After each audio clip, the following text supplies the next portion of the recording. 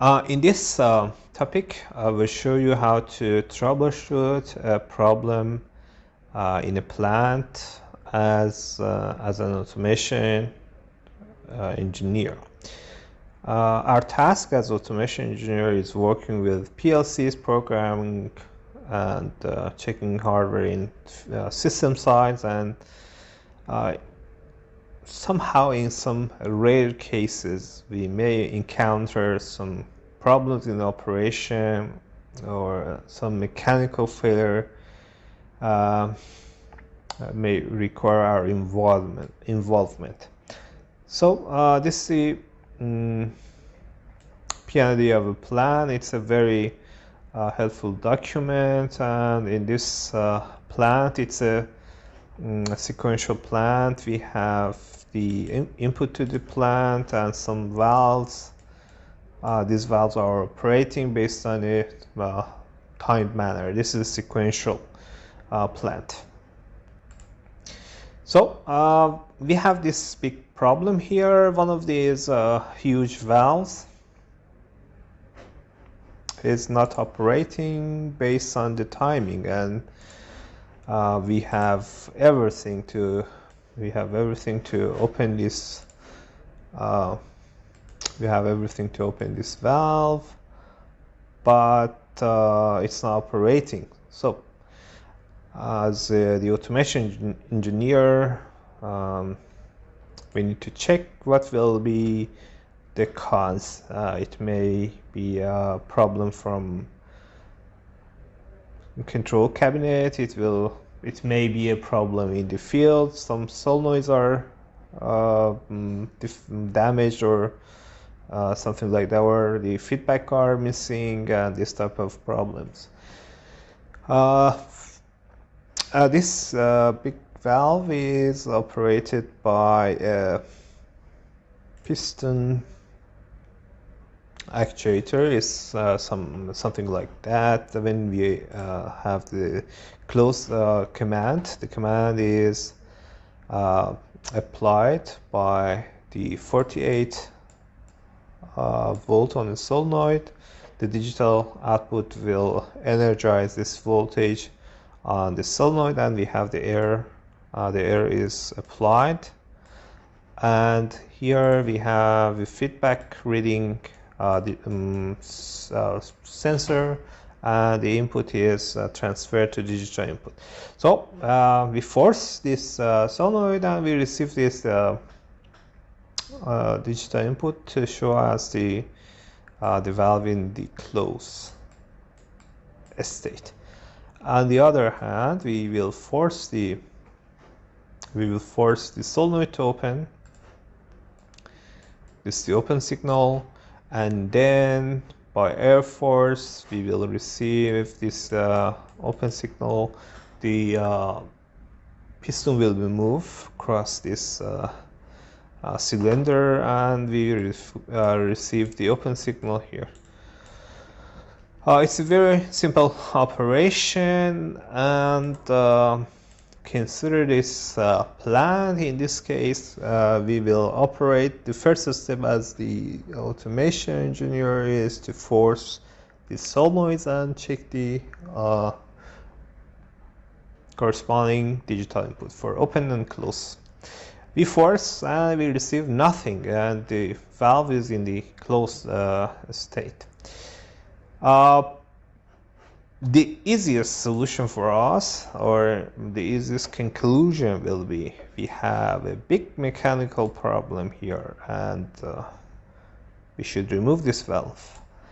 But this is a raw conclusion. We have not checked everything thoroughly. The first step, it's possible for us to function test the valve manually. It's possible for us to bypass the old electronic parts. We can apply the air directly, and we can check the open command and close command, and if the valve is operating in this case, so there is something wrong with the solenoid, or there is a blown fuse in the control cabinet. So if the problem is not this section, if everything is working, solenoids are okay, and we have the air, but by directors we apply the director and there is no movement here. The next step is to see if the plant is pressurized. If the plant is depressurized, if the plant is depressurized, our lines are depressurized, and you don't have any movement in the valve, even if you have you have applied the air directly, so it's possible for us to conclude that there is a mechanical problem here, and the valve should be removed to a workshop for being checked mechanically. But if the plant is pressurized, it's possible for us to check the plant in depressurized mode, and if in a depressurized mode the valve is operating, there is a bigger problem here in the plant. So in case of in that case, if the valve is operating in a depressurized mode, it's not operating in the pressurized mode, there's a problem here. We have this point A here, this is the point A, point B,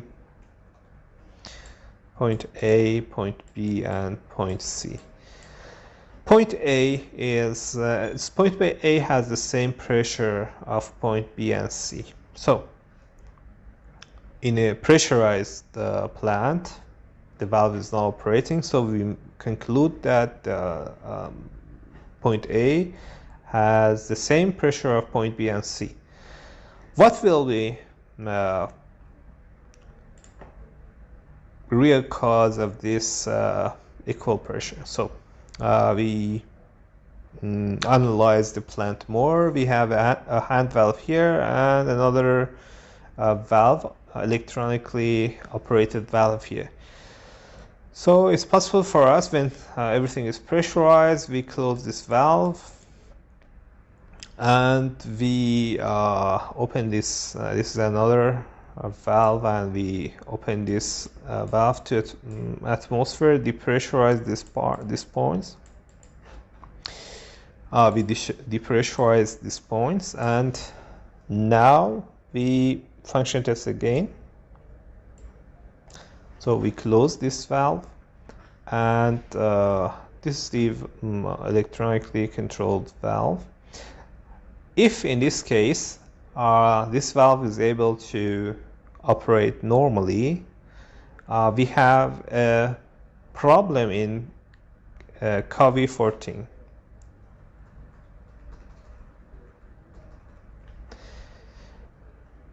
We have a passing air pressure. In normal case, when this valve is open, the air pressure shouldn't be transferred to point B and C here. Point B and C. But if this valve mechanically has some problems, it passed the pressurized air to point B and C, we have the same pressure in point B and C and same pressure here. This valve will not operate. It's a pneumatic actuator, so it's not possible for the actuator to operate with the air with the same pressure. The solution, the solution is to remove this small valve here. The solution is to remove this small valve here. This valve, we remove this valve. It can be easily removed. This is a very small valve, and it can easily repaired in field and install again. We will reduce the downtime or shutdown time of the plant dramatically, and we solve the problem.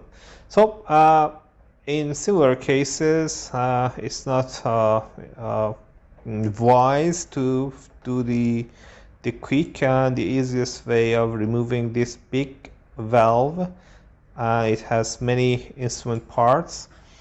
It will put the plant in a half day or a day shutdown, but if you analyze more and if you function test more, it's possible for you to find the root cause, and you can easily remove the problem and return the plant to normal operation. So I hope you find something new and wish you the best for your troubleshooting. Thank you for watching.